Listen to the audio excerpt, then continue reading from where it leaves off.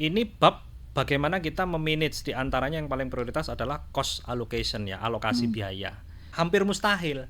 Kenapa? Karena uang kita pasti habis di tengah jalan kalau seperti itu. Bahkan tidak tersisa. Kenapa? Karena perilaku kita akan mengeluarkan konsumsi sebesar pendapatan kita.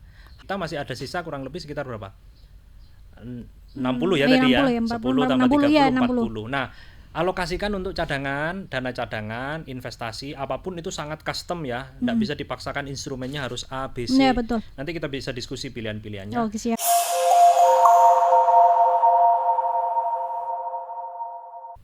Halo Sobat Financial Fit, selamat datang di podcast Ngobrolin Financial Fit. Aku, Lina Josalinka, yang akan menemani kamu untuk level up knowledge melalui podcast-podcast kami. Ngobrolin Financial Fit merupakan program baru dari Koperasi Syariah Imaniku yang menyajikan konten seputar finansial. Berawal dari pengembangan fitur investasi di aplikasi Imaniku dan juga sebagai update finansial literasi kamu. Terima kasih Konsis Multimedia Studio juga memfasilitasi tempat podcast ini. Nah, pada podcast pertama tentang Financial Fit ini kita akan mendatangkan salah satu narasumber ya, seorang syariah banker juga dan juga chairman at LMI Foundation. Please welcome Pak Erik. Halo, assalamualaikum Pak. Salam Mbak Lina, Ya ketemu Allah. lagi kita. Pak, maaf banget ini ya di Ya. tengah kesibukan yang luar biasa ini menyempatkan sharing demi masa depan kita usia 20-an terkait finansial ini. Karena ini banyak banget atensi dari audiens kami bahwa Pak Erik dong undang lagi gitu. Alhamdulillah. Nah, kita ini yang ada program baru tentang finansial, Pak Erik cocok nih karena kita akan ngobrolin tentang financial literasi sebagai upaya kita untuk edukasi terkait finansial gitu. Nah, Pak, gimana nih kita tanya-tanya dulu tentang aktivitas hari-hari ini gitu ya. Ini masuk semester 2 ya kalau kita lihat tahun ini dan ini sudah setengah tahun jalan. Tentunya kalau di company biasanya ada mungkin revisi target atau apa gitu kan. Gimana nih Pak? Apalagi anak-anak masuk tahun ajaran baru. Gimana nih Pak? Ya, secara umum betul ya Mbak Lina ya. Jadi sekarang ini kan masuk ke semester kedua ya. Betul. Umumnya sekarang baik itu secara personal maupun secara institusi ini adalah momentum untuk mengevaluasi kerja-kerja kita, kinerja kita, apapun action yang sudah kita lakukan selama semester pertama. Bisa jadi mungkin diantaranya setelah kita menoleh ke belakang rasanya kita masih punya peluang untuk lompatan lebih tinggi, berarti targetnya direvisi naik, betul. gitu ya. Tapi kalau ternyata ada catatan di sana sini ya berarti itu bisa menjadi salah satu bahan evaluasi. Apakah kira-kira tetap dipertahankan atau mungkin ada revisi dan seterusnya. Saya pikir ini nggak bisa digebiak uyah katanya orang Jawa ya. Gitu. Jadi kalau dalam dunia bisnis sekalipun itu ada namanya nature of business, ada bisnis-bisnis yang secara umum mungkin sekarang naik daun, tapi ada bisnis-bisnis yang mungkin mengalami stagnasi. Ya, betul. Bahkan ada beberapa jenis bisnis yang justru malah mengalami penurunan kinerja. Gitu. Itu dinamika yang tidak bisa digeneralisir. Betul. Dari tahun ke tahun itu trennya bisa berubah-ubah, dinamis. Itulah perilaku pasar dan seterusnya. Pak Erik aman ya Pak ya. Yes. Oke Pak, kita memang financial planning ya untuk usia 20-an. Ini saya ada menemukan sebuah riset ya. Hanya 24% masyarakat Indonesia yang memiliki dana darurat yang memadai nih menurut penelitian itu. Dan 31%-nya adalah Gen Z ini tidak memiliki tabungan atau dana darurat. Nah, ini apakah menjadi salah satu tanda bahwa Gen Z ini belum paham akan financial literasi? Ya. Apalagi ada fenomena YOLO, Pak. Tahu nggak, Pak? Apa itu YOLO itu? You only live once. Jadi hidup tuh hanya sekali gitu kan. Nikmatin aja gitu. Tapi gimana nih menurut Pak Erik? Ya, yang hari ini kita nikmati lah ya. Saya akan datang. Ya, saya pikir relevan ya pagi hari ini atau siang hari ini kita ngomongin masalah finansial ini. Sangat mungkin memang faktanya demikian ya. Terkait dengan masalah dana cadangan ya. Bahkan kalau kita mau tarik fenomenanya bukan hanya sekedar problem dana cadangan, tetapi secara umum karena memang ini terkait langsung dengan masalah awareness terhadap aspek keuangan ya. Betul. Financial literasi gitu ya. Financial awareness itu memang rendah di kalangan masyarakat khususnya di Gen Z ya. Di Kenapa usia saya 20-an ya, 20-an Pak, ya. Kenapa kok saya katakan begitu? Akhir-akhir ini saya cukup coba Mbak Lina atau mungkin para pendengar bisa nanti cek browsing di Google gitu ya. Makin ke belakang ini kita semakin banyak menemukan fenomena-fenomena yang mencengangkan gitu ya. Apa tuh, Pak? Salah satunya adalah mungkin mafhum ya, jamak di antara kita tahu sekarang ini tren judi online lagi Oh meningkat, iya, lagi ya. meningkat banget itu. Terus investasi bodong. Betul. Ya, jadi kalau sekarang ini katanya 3 anak haram bisnis online itu, yang pertama adalah pinjol ilegal, yang kedua judi online, yang ketiga belanja online berlebihan. Oh, Ya, itu 3. konsumtif. Tiga-tiganya sebenarnya bukan tiga-tiganya. Pinjol ada yang legal, ada yang Iya, ilegal, betul. gitu ya. Tapi secara umum sekarang masyarakat menangkap atau persepsi yang terbangun adalah kalau yang namanya pinjol itu problem. Biasanya solusi terakhir dari kekacau balauan kondisi finansialnya. Terus ini lingkaran setan, ada kaitannya juga dengan judi online hari-hari ini Iya, ya, yang betul. semakin marak gitu ya. Sehingga kita lihat fenomenanya luar biasa. Ini harusnya menjadi darurat nasional karena ternyata angka bunuh diri Meningkat Gen Z ya. bahkan yang masih usia sekolah, SMA, SMP Iya, itu iya, karena betul, fenomena betul. judi online, slot dan seterusnya itu makin Dan meningkat. dipermudah dengan akses pinjaman online Pinjaman tadi ya, online. hanya dengan Betul. scan KTP Iya, loh, betul. nggak punya dana untuk judi online, Bisa- pakai fasilitas pinjol Iya, dan seterusnya. ya Allah. Sekali 2 kali dapat, yang kesekian kali nggak dapat, akhirnya terlilit hutang dan seterusnya, kacau balau karena mereka pendek berpikirnya, singkat ya, dan seterusnya, akhirnya mereka ambil jalan pintas gitu ya, sesuatu yang naudzubillah min dzalik seperti yang tadi saya sampaikan, sebagiannya naudzubillah min dzalik ada yang bunuh diri dan Iya, seterusnya. iya, iya, Kalau betul. ditarik garisnya akhir-akhir ini ternyata cukup banyak yang ada kaitannya dengan masalah 3 hal tadi. 3 hal tadi. Tapi nih Pak ya, tadi ini banyak yang jadi permasalahan Gen Ya. Z usia 20-an lah. Usia 20-an itu berarti under 30 ya. Oke. Jadi sebenarnya finansial itu kan salah satu keputusan terbesar yang biasa kita ambil di usia 20-an. Karena Ya. di usia 20-an itu biasanya mulai-mulainya berkarir gitu kan, mulai-mulainya berkarir. Nah, sebenarnya dana darurat dan mengapa penting sih kita memulainya di usia 20-an itu? Ya, memang ini kompleks ya ketika kita membahas terkait dengan usia 20-an nih. Selain memang ada transisi budaya, ada pergeseran perubahan perilaku generasi gitu ya. Kalau yang sebelumnya mungkin generasi sebelumnya milenial dan apalagi yang sebelumnya itu lebih suka kemapanan dalam tanda kutip ya. Pilihan profesi, Iya, pekerjaan gitu ya. Sehingga secara persentase turnover pekerjaan itu relatif lebih stabil dibandingkan dengan Gen Z. Gen Z itu salah satunya mungkin karena stimulan eksternal, mereka berpersepsi mudah sekali yang namanya loncat-loncat profesi, ganti profesi dan seterusnya.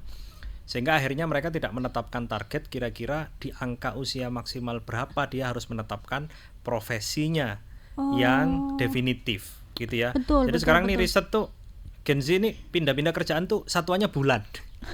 3 bulan nggak nyaman dia pindah Iya, kerja, iya, betul, 6 betul. bulan. Akhirnya apa? Akhirnya dia memulainya selalu dari nol ya. Iya. Mulainya selalu dari nol. Itu yang pertama. Terus yang kedua memang ya salah satunya tadi sebagaimana yang Mbak Lina sampaikan ya, mungkin sekali lagi ini kompleks ya, kaitannya sama perilaku orang tua gitu ya. Oh, lingkungan Bagaimana juga. orang tua memperlakukan kita. Gen Z ini lahir dari para orang tua yang dulunya dia merasakan sulit secara ekonomi. Tapi Iya. hari ini orang tua para Gen Z ini punya privilege tertentu karena di endorse oleh pendidikan, profesi yang mapan dan seterusnya. Akhirnya mereka punya salah satu keyakinan bahwasanya anaknya itu jangan seberat mereka lah hidupnya, kira-kira Oh iya, gitu ya. Jangan betul, sesulit mereka lah betul, hidupnya. betul. Jangan sampai anak saya merasakan seperti saya. Oh, iya. Ya, karena dia memaknai struggle hidupnya di masa lalu itu sebagai sesuatu yang tidak boleh terulang. Betul, Ya, ini betul. di satu sisi mungkin spiritnya baik, tapi di sisi yang lain bisa berdampak kurang baik ketika akhirnya sampai atau bermuara kepada aktivitas-aktivitas yang memberikan privilege berlebihan, memanjakan anak, gitu ya, dikit-dikit Iya, memberikan iya, iya. kekhawatiran yang berlebihan, sekolah harus diantar selalu padahal usianya udah SMA dan seterusnya, gitu Mungkin ya. ini ya yang menjadikan salah satu faktor juga kenapa di kita ya, mohon Ya. maaf ini banyak banget berseliweran juga.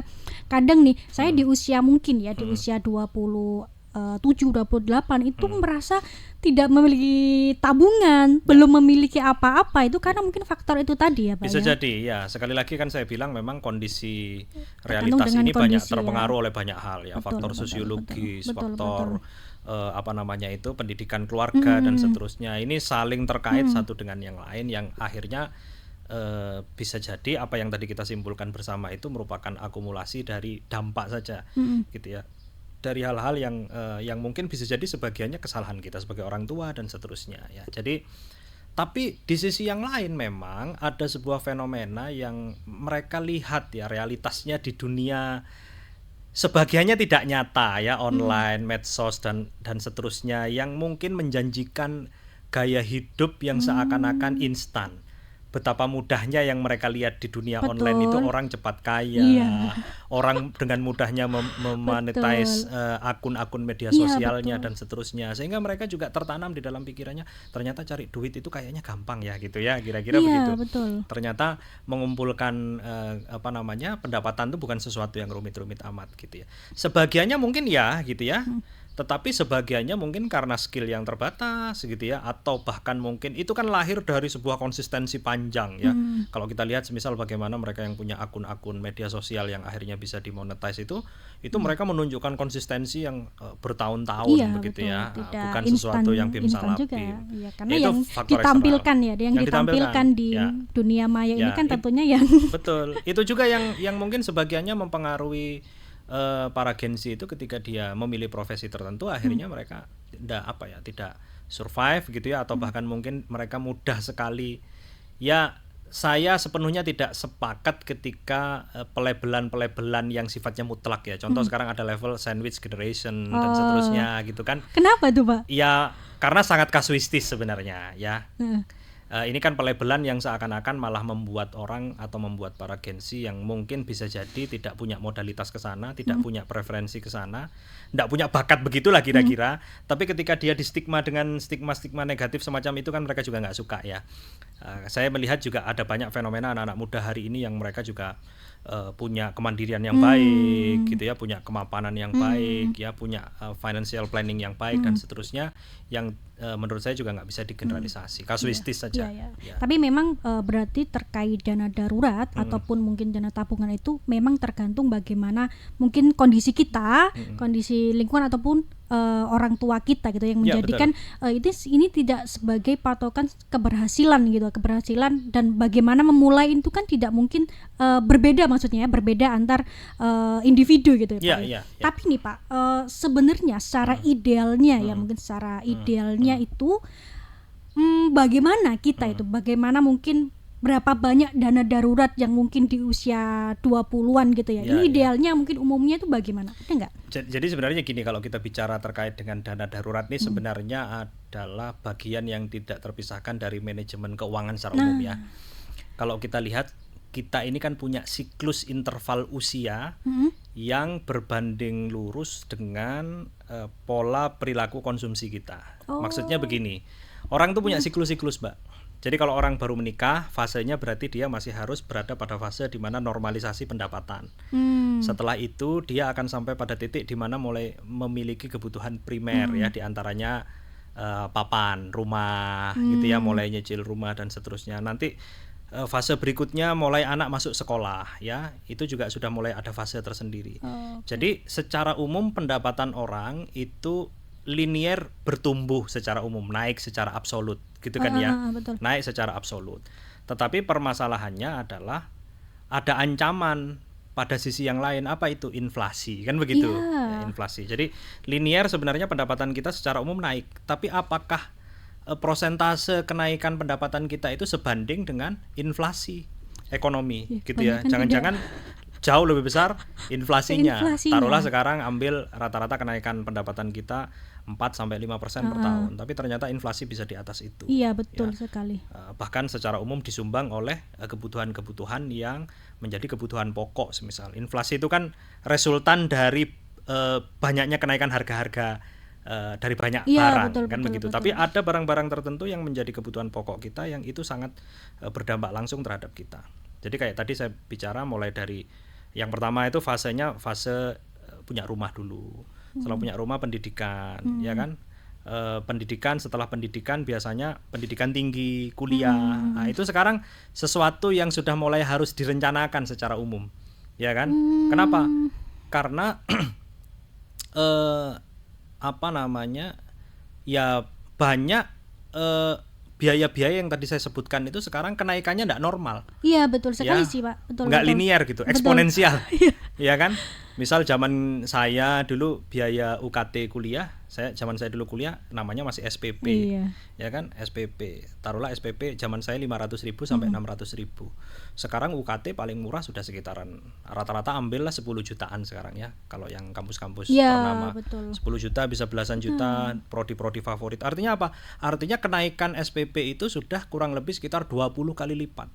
Coba kita perbandingkan dengan rata-rata kenaikan pendapatan kita. Mungkin kita naiknya cuma sekitar 5 sampai 8 kali lipat dari Iya, iya. pada saat UKT kita masih 500.000. Iya, iya. Ini kan apa namanya? Tidak ketemunya antara sumbu pendapatan dengan sumbu pengeluaran gitu ya. Nah, itu diantaranya kan karena faktor inflasi. Nah, bagaimana kita bisa memanage pendapatan ini kita gitu ya, sehingga dengan pendapatan yang terbatas tadi kita bisa memanage dengan baik pengeluaran-pengeluaran kita, termasuk juga merencanakan dengan baik hal-hal yang sifatnya di masa yang akan datang. Kira-kira gitu begitu, ya, Mbak Lina. Tapi memang berarti kita ya Pak ya, mungkin ini case-nya saya sendiri ya, saya sendiri yang mungkin juga di usia range 20-an gitu ya. Ya, ya.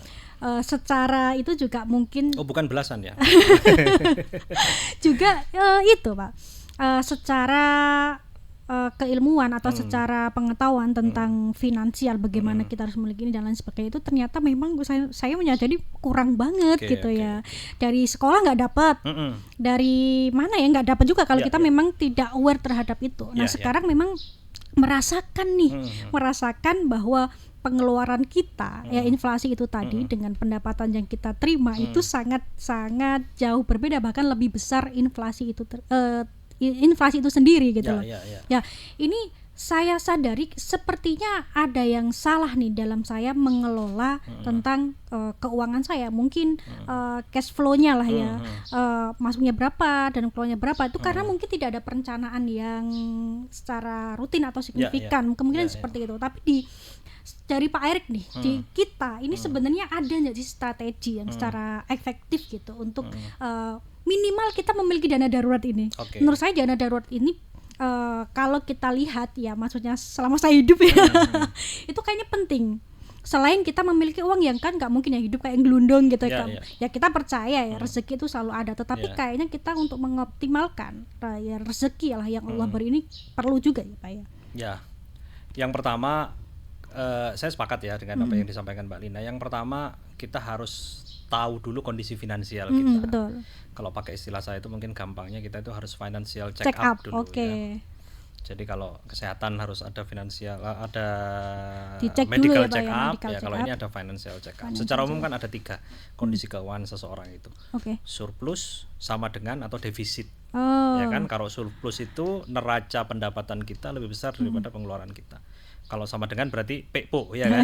Sama, artinya tak pernah bersisa setiap bulannya. Atau yang ketiga kita defisit. Ya kalau defisit itu berarti trennya setiap bulan kita minus terus gitu. Kalau minus berarti kan harus disubstitusi oleh sumber lain yang itu bisa jadi sebagian besarnya hutang. Betul. Artinya jadi problem.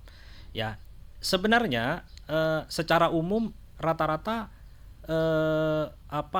kondisi stabilitas kondisi keuangan kita itu memang sangat dipengaruhi oleh perilaku kita dalam mengatur income kita atau pendapatan kita. Kalau tadi saya bilang surplus sama dengan atau defisit itu kan unsurnya adalah unsur pendapatan dan pengeluaran secara umum ya. Jadi ini bab bagaimana kita memanage, di antaranya yang paling prioritas adalah cost allocation ya, alokasi biaya. Ya, umumnya orang itu kenapa kok dia tidak punya dana cadangan, tidak punya investasi dan seterusnya? Karena mereka selalu punya persepsi bahwasanya dana cadangan, dana darurat dan investasi itu adalah sisa dari konsumsi. Gitu. Betul. Karena selalu berpikir sisa dari konsumsi, padahal konsumsi itu tak terbatas, sangat bergantung. Dia fleksibel banget gitu ya. Taruhlah kita punya gaji 3 juta begitu ya, atau 5 juta ya, average lah. Jadi saya mengatakan sebenarnya kita bisa mengalokasikan dana darurat, biaya dana investasi dan seterusnya, itu tidak selalu bergantung pada besaran rata-rata pendapatan kita, nggak selalu. Tapi yang sangat mutlak adalah bergantung pada perilaku kita dalam memanage cost allocation tadi. Jadi kenapa kok kita nggak pernah punya dana darurat? Karena memang perilaku kita tidak akan pernah memiliki dampak untuk bisa mencadangkan dana darurat. Kenapa? Karena kita selalu punya persepsi dana darurat, investasi dan seterusnya itu dana sisa. Sisanya berapa lah nanti di akhir bulan. Nggak bisa tersisa. Kenapa? Hidup kita ini ngodot, fleksibel gitu ya. Ya kalau pagi, siang, sore ngopinya kekinian, ya kan? Padahal kalau kita ngopi saset 2.000, 3.000. Tapi kalau kopi kekinian sekarang satu cup berapa? 30.000. Bayangin ya, ada teman-teman saya lihat tuh Gen Z itu mahasiswa kuliahan tuh kaget juga saya, paginya, siangnya, sorenya ngopi kekinian. Selain mah nggak baik untuk kesehatan itu kalau 25.000 ngopinya saja kali 3 75.000. Belum makannya. Berapa itu transportasi yang dan harus dia keluarkan dan seterusnya. Jadi paradigma ini atau cara berpikir seperti ini harus kita balik. Jadi yang pertama itu kalau kita mau cost allocation itu yang pertama itu kita harus dahulukan hak Allah katanya. Dahulukan hak Allah. Apa wajib. Itu? Kewajiban kita yang wajib, ya zakat, infak, sedekah. Tapi itu bagi mereka yang sudah memenuhi nisab. Betul. Ya kewajiban untuk berzakat. Oh, saya enggak memenuhi nisab. Ya kita belajar lah gitu ya. Berarti kan hanya dalam hal ini dari yang sebelumnya wajib menjadi sunnah. Kalau wajib itu zakat, kalau sunnah berarti infak. Oke. Saya tetap 2,5% untuk infak. Siapa tahu, kita harus yakin bahwasanya ketika kita membiasakan diri untuk berinfak secara disiplin tiap bulan, maka itu menjadi wasilah, menjadi jalan, menjadi cara kita untuk Allah Subhanahu wa taala menaikkan kelas kita menjadi muzaki, gitu kan? Udah biasa kita. Yang pertama kan enak kalau hidup kita ini sudah posisinya yang kita terima net. Net itu dalam kosakata kita ya, dalam kamus kita ya, artinya dana yang memang boleh kita habiskan sudah. Iya kan? Wong yang wajib sudah kita keluarkan. Nah, baru yang kedua tadi boleh sampai 10% silakan saja. Ya, kan dalam Islam itu ada salah satu hadis yang menyampaikan kan kita juga dalam berinfak itu sampai urusan infak saja nggak boleh berlebihan juga, artinya proporsional gitu ya, bukan terus gaji kita 3 juta, 3 jutanya kita infakkan semuanya, itu namanya nggak proporsional ya. Gitu. Tetap jadi, ada penempatannya, ada penempatan betul ya. Jadi kita alokasikan, taruhlah secara disiplin 5%, 2% silahkan ya. Karena memang kita belum wajib bagi yang memang belum mencapai nisab itu ya. Nah, tapi nih Pak Yan, mengenai dengan masih di dana darurat ya, ini masih jadi perbincangan ya di teman-teman juga, teman-teman saya terutama di dunia maya juga masih banyak juga para praktisi keuangan yang menganggap bahwa dana darurat ini memang harus ya tadi menyesuaikan dengan kondisi kita, tetapi juga kalau saya tangkap dari Pak Erik tadi itu kita jadinya kan itu dari sisa gitu tadi. Berarti mau nggak mau apakah kita akan menambah income lain untuk memiliki tabungan tersebut, Pak? Kalau misalnya ya kita ternyata cukup atau ya mungkin untuk kebutuhan kita di perilaku kita tadi, tapi apakah kita memang harus mengusahakan income lain dan lain sebagainya gitu, Pak? Saya pikir nggak harus ya. Nggak harus ya. Ya kan memang sumber pendapatan tuh bisa banyak ya. Orang itu bisa berasal dari satu sumber pendapatan, bisa juga multiple source of income. Dia bisa, kalau kita mengacu pada kuadran cash flow kuadrannya Kiyosaki misal ada 4 alternatif kan. Satu, dia bisa employee, self-employee, business owner, atau investor. Ada 4 kuadran pendapatan orang. Self-employee itu karyawan. Kalau employee itu self-employee itu profesi. Ya. Kalau employee itu karyawan. Dia dapat gaji setiap bulan. Ya, self-employee misal dia karyawan tapi pada saat yang bersamaan dia lawyer. Pada saat yang bersamaan pada saat yang bersamaan dia juga konsultan. Itu kan self-employee ya. Iya, betul. Ya, atau kuadran yang kanan namanya business owner atau investor. Dia punya bisnis, entah rumahan, sesuai dengan skalanya masing-masing lah gitu ya. Atau yang keempat investor. Kalau investor berarti kita placement dana ya kepada investasi yang dikerjakan oleh orang. Dapat apa kita? Dapat return. Secara bersamaan orang bisa berada di 4 kuadran itu. Tinggal bagaimana kemungkinan dan prioritas dalam hidup kita. Misal saya pada saat yang bersamaan karyawan di perusahaan X, tapi pada saat yang bersamaan saya juga konsultan. Misal pada saat yang bersamaan jadi saya narasumber juga. Ya, itu masuk ke kategori self employee lah Iya, ya, iya, sebagai betul, konsultan betul. misal narasumber, atau yang bisnis owner mungkin di rumah kita punya bisnis rumahan betul. yang dikelola oleh karyawan dan Iya, seterusnya. iya. Tapi pada saat yang bersamaan saya cost allocation investasi dalam bentuk saham syariah misal. Ya, atau di deposito syariah atau saham syariah yang lebih menarik misal. Kita placement di situ. Itu juga investor. Oke. Ya. Ini kalau melihat nih ya dari yang Pak Ari bicarakan tadi, ini kayaknya kalau di Gensi ini berat. Jadi maksudnya melihat itu tadi ya, itu kan tadi berdasarkan pandangan itu tadi ya, gimana kita mendapatkan income yang lain gitu ya. Tapi kayaknya kalau saya lihat ya, misalnya di Gensi ini itu sesuatu yang cukup berat gitu ya. Sepakat saya Mbak Lina. Jadi gini ya, sebenarnya gini yang saya maksud statement-statement saya sebelumnya adalah perilaku kita yang perlu kita cek, yang perlu kita koreksi. Jadi bukan dari goals dari financial planning kita ya Pak? Ya, bukan. Jadi perilaku kita umumnya adalah berharap kita bisa menyiapkan dana cadangan dan investasi dari dana sisa pendapatan kita. Ini sulit, hampir mustahil. Kenapa? Karena uang kita pasti habis di tengah jalan kalau seperti itu. Bahkan tidak tersisa. Kenapa? Karena perilaku kita akan mengeluarkan konsumsi sebesar pendapatan kita. Harusnya dana cadangan, investasi itu harus kita alokasikan sejak dari awal sebelum konsumsi. Awal, ya, betul. Jadi tadi zakat, infak, sedekah taruhlah maksimal 10%. Ya, silakan. Jadi dibikin pos-pos ya. Di pos 10% ya. Lalu yang kedua, kalau kita memang punya prioritas-prioritas tertentu dalam hidup, semisal rumah itu menurut kita prioritas. Ini perdebatan ya. Beli rumah dulu, apa mau nyicil rumah? Apakah kita mau nabung dulu nanti terus beli beli rumah cash, gitu atau ya? beli cash? Ini tidak bisa digeneralisir Mbak Lina. Okay. Jadi sangat case by case, sangat tergantung profesi kita apa, sangat tergantung berada di kota mana kita berdomisili. Betul sekali gitu ya. itu. Kaitannya sama harga rumah, disparitas antara pendapatan kita dengan harga rumah dan seterusnya. Mungkin di Second City di Jawa Timur harga rumah 150 juta udah dapat, 170 juta udah dapat Mbak Lina. Di Surabaya ini kalau rumah harga 150 juta tuh ukurannya seluas sangkar burung. Saking kecilnya gitu ya. Nah, itu kan sangat bergantung kalkulasi matematis. Jadi maksud saya gini, yang pertama kewajiban kita alokasikan untuk zakat, infak, sedekah. Lalu kalau memang kita memilih secara sadar gitu ya untuk mencicil rumah semisal, maka hutang itu boleh, tapi hutang yang produktif, bukan hutang konsumtif. Hutang gaya hidup nggak boleh. Misal begini, kita masih keluarga baru, punya anak 1. Kita coba tanya secara serius, betul nggak sih kita itu butuh mobil? Misal gitu. Jangan-jangan sebenarnya kita masih kebutuhan kita untuk menggunakan transportasi mobil itu ya 2 pekan 1 kali paling, atau mungkin maksimal mentok 1 pekan 1 kali tiap weekend. Kenapa kita nggak pakai Grab?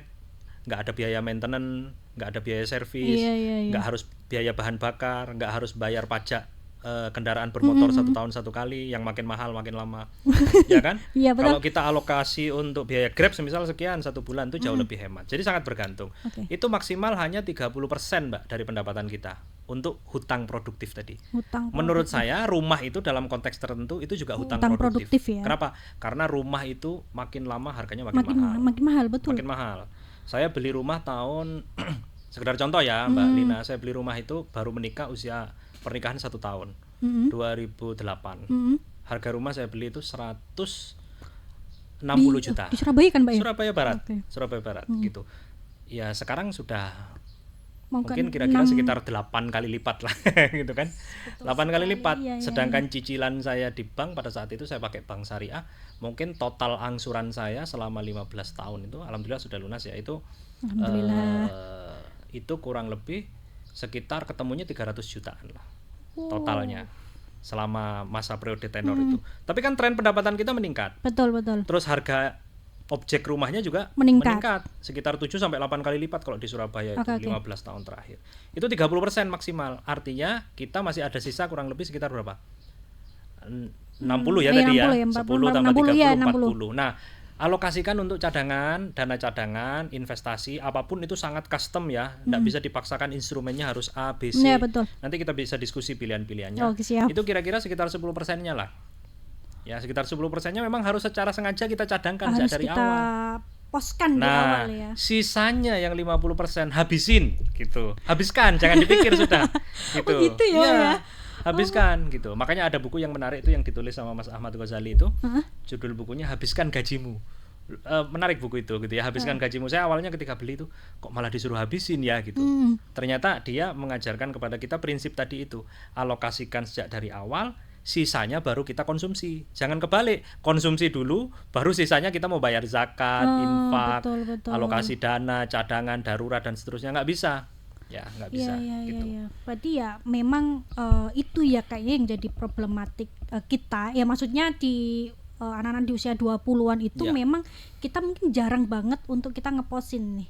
Yang penting apa aja gitu ya, dengan konsep YOLO tadi, fenomena YOLO tadi yang membuat kita itu jadinya tidak memiliki perencanaan lah. Perencanaan ini mau dibuat apa dan lain sebagainya, yang akhirnya terus aja sampai di mungkin bekerja bertahun-tahun hingga akhirnya memang belum memiliki yang seharusnya ya Pak, yang seharusnya dimiliki kayak dana darurat dan lain sebagainya. Ya, itu lebih detailnya nanti bisa sampai kepada ini ya, alokasi konsumsi itu harus detail memang. Nggak bisa kita pakai kira-kira. Sebagai kebutuhan itu ya. Mana yang fix, mana yang variabel. Yang fix itu harus betul-betul secara disiplin kita alokasikan. Biaya SPP anak bagi mereka yang sudah listrik, sekolah, dan lain sebagainya gitu ya. Tapi ada beberapa yang sebenarnya pilihan ya. Jadi sebagian orang menganggapnya sebagai fix, tapi sebenarnya dia bukan fix, tapi variabel. Contoh listrik sebagian orang menganggap fix kan, tapi kan kita sebenarnya bisa berupaya agar besaran yang kita asumsikan fix itu bisa kita kontrol. Contoh, konsumsi listriknya tinggi, kita lihat kira-kira alat-alat apa yang membuat dia boros. Jangan-jangan perilaku kita nggak mematikan lampu sudah siang dan seterusnya. Ya mungkin dari situ ya Pak, akhirnya kenapa kita harus membuat perencanaan yang akhirnya kita bisa mengevaluasi gitu ya. Oh ini kayaknya terlalu besar, ini terlalu besar gitu. Tahun ini Mbak Lina, saya itu bareng kan masukkan anak saya tiga-tiganya kan. Oh Masya Allah. Masuk SD, masuk SMP, masuk SMA. Saya harus rapat lagi sama istri saya. Bagaimana kita remapping budget kita. Jadi yang sebelumnya tentunya berbeda ya Pak ya. Item belanja kita apa saja ya, misal gitu. Ternyata kita selama ini langganan internet yang dalam tanda kutip setengah mubadir ya, sampai 500.000 satu bulan, padahal konsumsinya hanya untuk internet, begitu aja dalam tanda kutip. Betul. Jadi saya sama istri cari, kita diskusi, coba sih paketan internet atau paket-paket wifi yang lebih kompetitif harganya. Oh ini ada ternyata yang 150.000 sebulan, udah cukup lah ini gitu. Lumayan kan, berhemat 350.000, bisa kita konversi untuk SPP anak kita betul. yang lebih prioritas. Jadi banyak hal sebenarnya yang bisa kita yang bisa kita yang bisa kita coba alokasi. Jadi selama ini banyak di antara Gen Z itu lifestyle-nya atau gaya hidupnya yang didahulukan.